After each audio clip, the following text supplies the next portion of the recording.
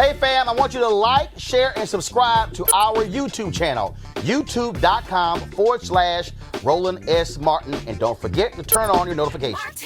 I was recently in Atlanta for our School Choice is the Black Choice Town Hall event.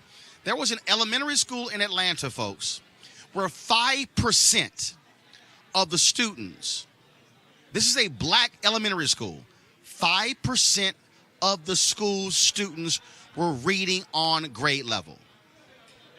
I'm going to repeat that. In Atlanta, the Mecca, elementary school there, black elementary school, 5% of the children were reading on grade level. So you then have to ask the question, what's going to happen when they're in middle school? What's going to happen when they are in high school?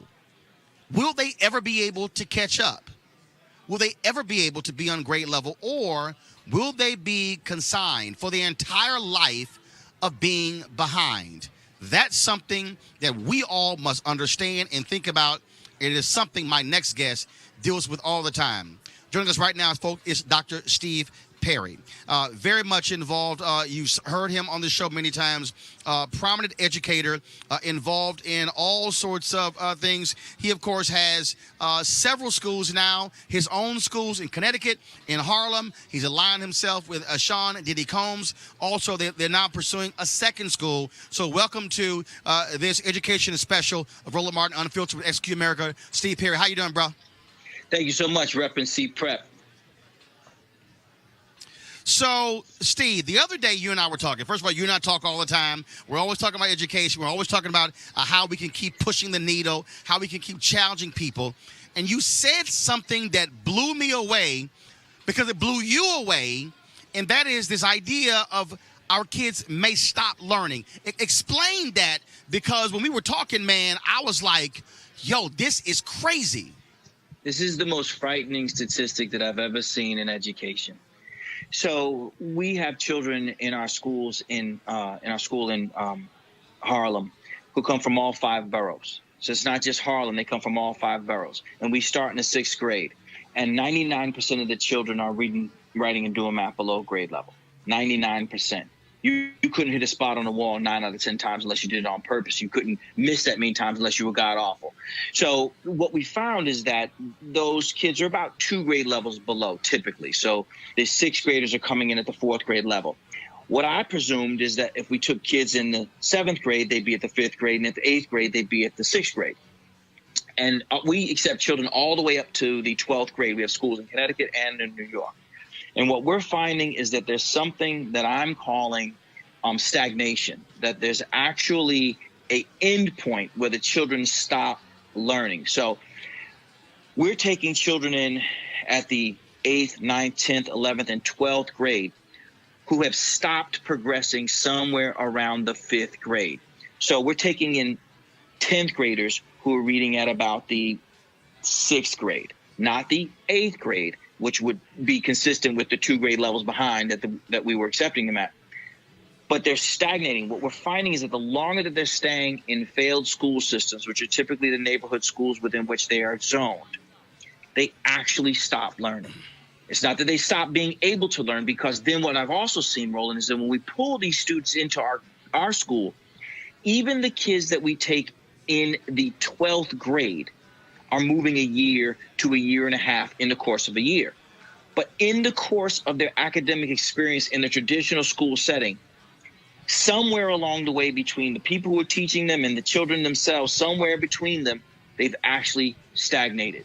And they become recalcitrant to the point where 75% of all children who cannot read at grade level by the time they are in the 3rd grade will never read on grade level in their life. What does that look like? What that looks like is a city like Memphis, which is an amazing town in which over 1/3 of the adults are functionally illiterate. What's functionally illiterate mean? It means that if you gave them a cereal box, they couldn't read the ingredients. It means that if you went to church and you asked them to read the morning announcements, they can't read the morning announcements. That's what we're looking at. And I found this accidentally, Roland, as you and I talked about it. I was looking at some of the data from some of our students, and I was thinking that when we accept kids in the 10th grade, they should be reading at the 8th grade level. But most of them were somewhere around the 5th grade. And I thought, well, then if we're taking kids in the 11th grade, they should be reading somewhere around the 9th grade, and they're somewhere around the 6th grade. They stop growing by full grades somewhere around the 5th or 6th grade. They're only growing incrementally. And when I say incrementally, I'm talking about months over the course of years, which is the equivalent of not growing at all.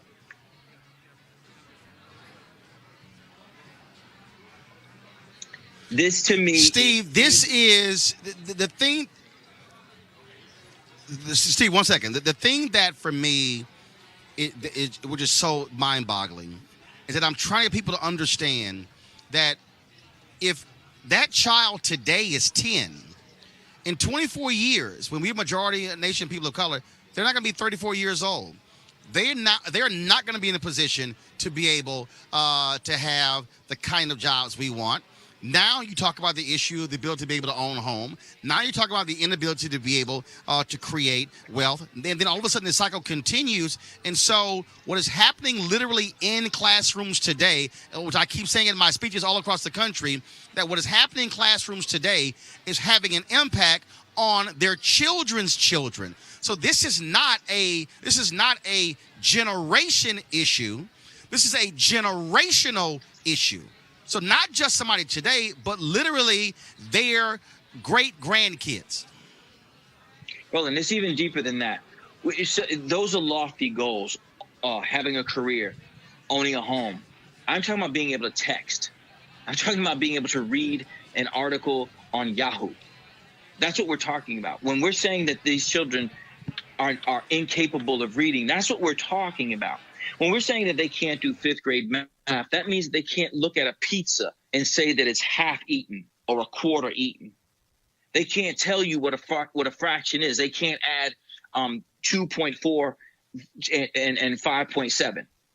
That's what we're saying adults are not able to do. Adults, because they're in a system where the expectations are so low that we've actually come to the point where people have justified this academic stagnation. What they're saying is, when the kid comes to them in the 7th grade, they're saying, go to where the child is. What that means is that they teach below what the grade level is. So they say, well, how can I teach him algebra if he can't add? Because algebra ain't just adding. It's more than that. Well, how come I teach him Shakespeare if they don't know the words in there? You can teach sight words and you can teach college words simultaneously. Language and learning is not binary. It actually occurs simultaneously. But because the people who were being charged with the opportunity or being blessed with the opportunity to educate our children have lowered their expectations such and justified them by any number of strategies, one of them being because of where they are, where they live, what the economic circumstances are, what their parents' education are. They use that as one form of justification for low expectations. But the implications are real. I'm telling you, Roland, we're not talking about predicting 6 years in the future. I'm talking about right now.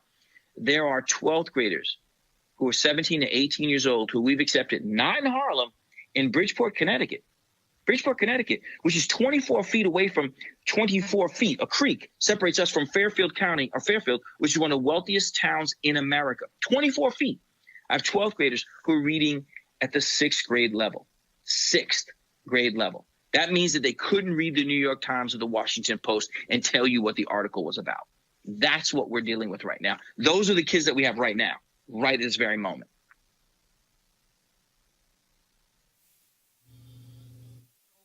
Now your 5th school?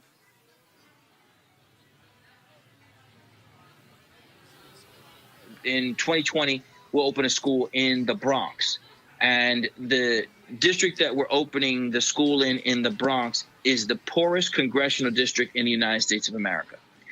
So challenging is this community that when we were approved by the regents, the authorizer in the state of New York, one of the regents said, you're going to need more than we can give you.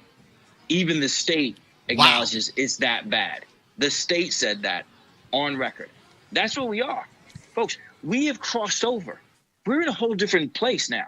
This is not about charters versus magnets versus traditional schools. It's a wrap. We are in a place where academically and social-emotionally, our children are so far behind. When I say ours, I'm talking about Black and Latino kids. They're so far behind that we're going to have to find strategies that are so drastic that none of us are going to feel comfortable with how much it's going to upset the apple cart. Dr. Steve Perry, man, always good talking with you. Keep handling your business and educating the next generation, man. Thanks a lot. Thank you, bud. Take care. For Roland Martin Unfiltered, be sure to join our Bring the Funk fan club. Every dollar that you give to us supports our daily digital show. There's only one daily digital show out here that keeps it black and keep it real as Roland Martin Unfiltered. Support the Roland Martin Unfiltered daily digital show by going to RolandMartinUnfiltered.com. Our goal is to get 20,000 of our fans contributing $50 each for the whole year. You can make this possible. RolandMartinUnfiltered.com.